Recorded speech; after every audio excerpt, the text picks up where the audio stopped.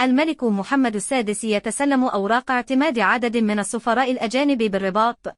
استقبل الملك محمد السادس اليوم الاثنين بالقصر الملكي بالرباط عددا من السفراء الأجانب الذين قدموا له أوراق اعتمادهم كسفراء مفوضين فوق العادة لبلدانهم بالمملكة.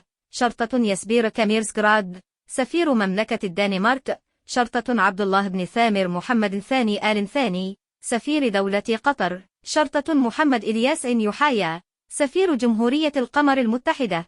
شرطة خوسي ريناتو ساليزار أكوستا سفير جمهورية كولومبيا. شرطة محمد دوهور هيرسي سفير جمهورية جيبوتي. شرطة هيدياكي كوراميتسو سفير إمبراطورية اليابان. شرطة إساياس هاواتا سيلفو سفير جمهورية إثيوبيا الفيدرالية الديمقراطية. شرطة روبرت دولجر سفير جمهورية ألمانيا الفيدرالية. شرطة فيكتور هيغو رامون بانيغوا فريتيس سفير جمهورية باراغواي. شرطة سالاد علي إبراهيم سفير جمهورية الصومال الفيدرالية. شرطة مودة عمر حج التوم البدوي سفيرة جمهورية السودان. شرطة فيليديمير بيبيكوف سفير روسيا الاتحادية. شرطة تيواماس أنطوانيو غورديا ويليا مسون سفير جمهورية بنما. شرطة ناموري تراوري سفير جمهورية غينيا.